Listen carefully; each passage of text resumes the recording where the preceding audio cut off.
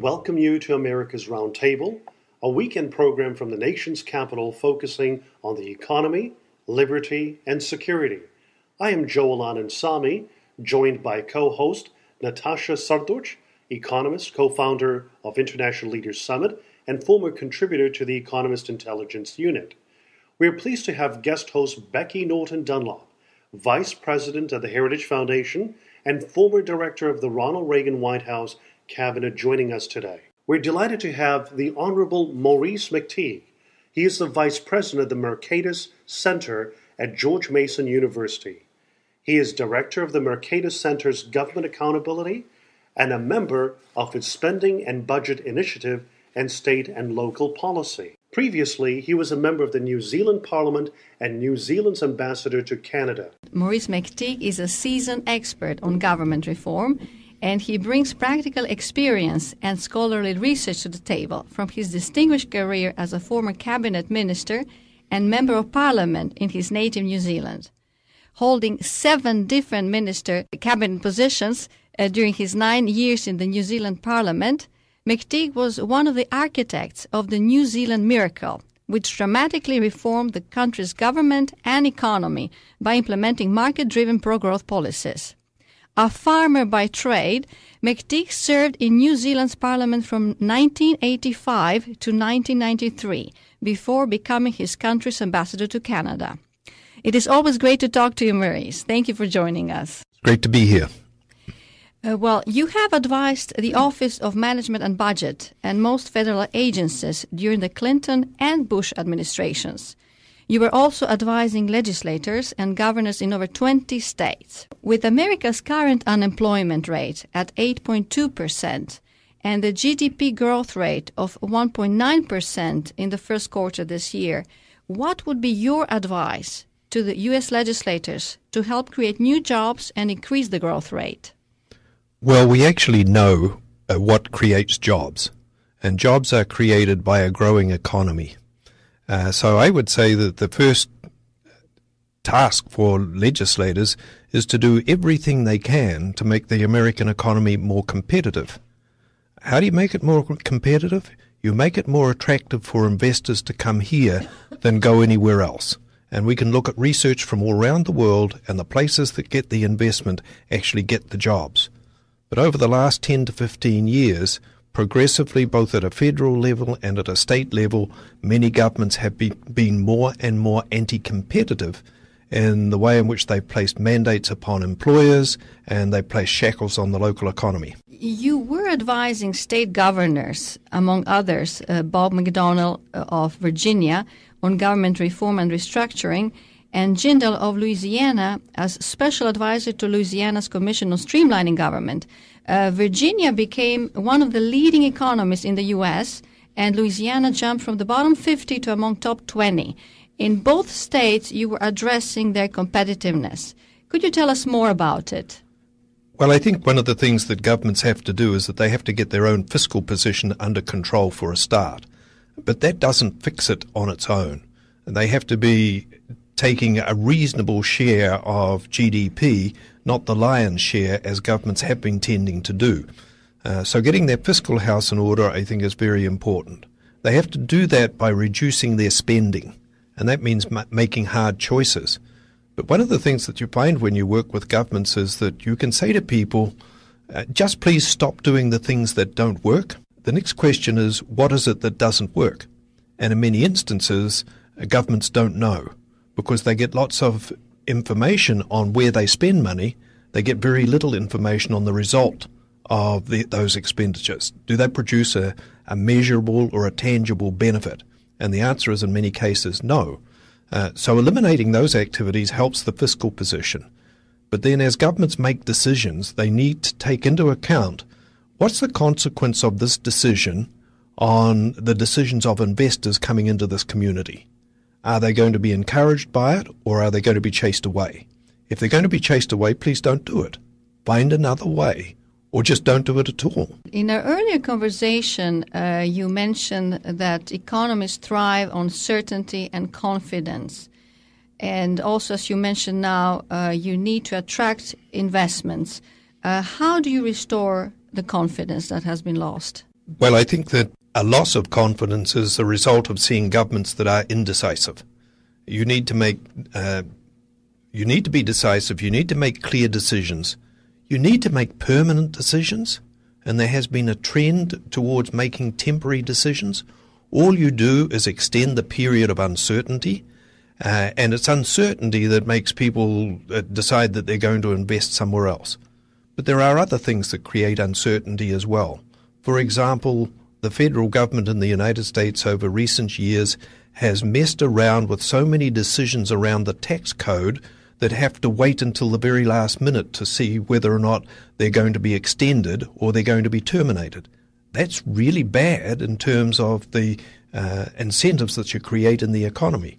In addition to that, passing major pieces of legislation that have huge quantities of regulations that are attached to them, and then all of the uncertainty that goes around those regulations helps to make investors say, I'm going to wait to make investment, or I'm going to make that investment somewhere else.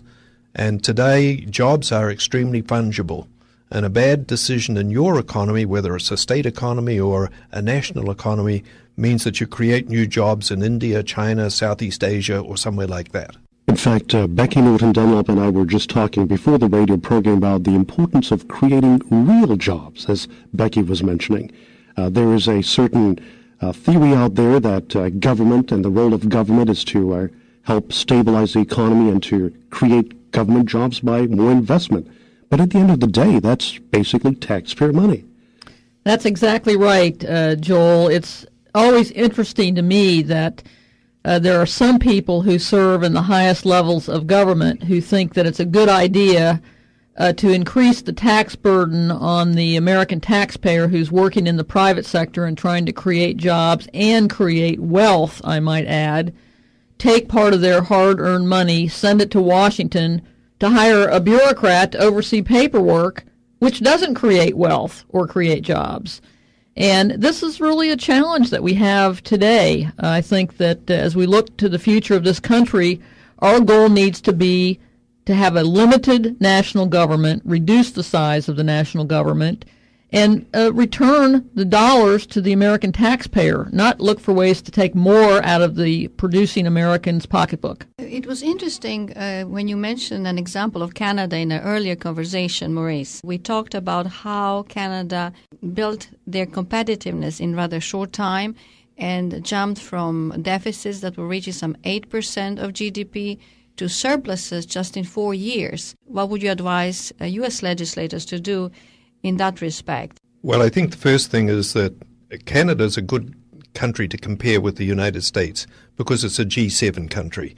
And you often get comments that say it's very easy to do this in small economies, but it's much harder in a large economy like the United States. I don't actually accept that as true, but let's use Canada as the example.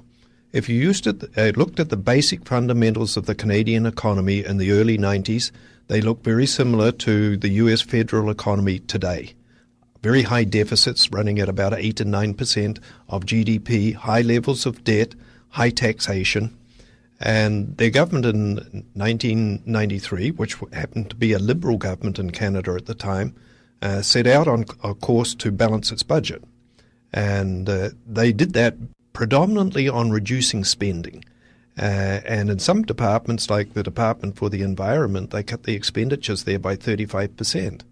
In the military, they cut out significant parts of the military that they thought were no longer necessary in terms of the readiness or the superiority of the Canadian military. So they made some decisions there on hard choices. But within a period of 4 years, they'd gone from a deficit of about 8% of GDP to surpluses and then maintained surpluses all the way through until 2008. They allowed those surpluses to help them retire debt. So by 2008, their debt level had fallen very significantly. But those weren't the only changes they were making. What they were also doing was that they were addressing the issue of competitiveness. What are the things that would make Canada more attractive for investors? And particularly the levels of tax rates, because they'd seen some of the tax rates in Europe start to come down. So they progressively started to reduce their tax rates, particularly the corporate tax rate.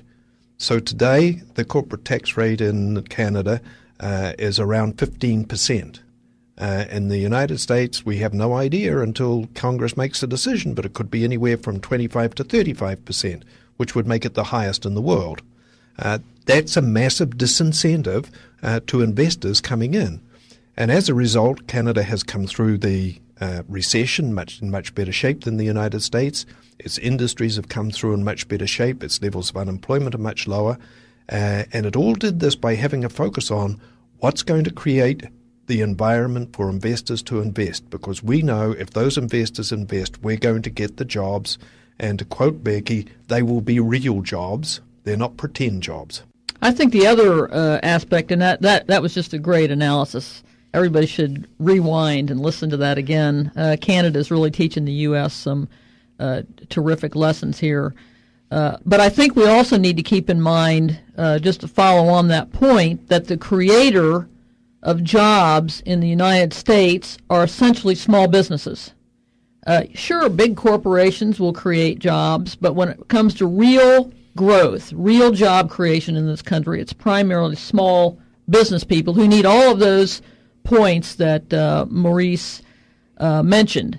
A lot of those small businesses in this country are people who are earning for their business through our tax system about $250,000 or just a bit more than that. And any increase in taxes on those individuals is going to cause them to tighten up their economic situation with respect to their businesses.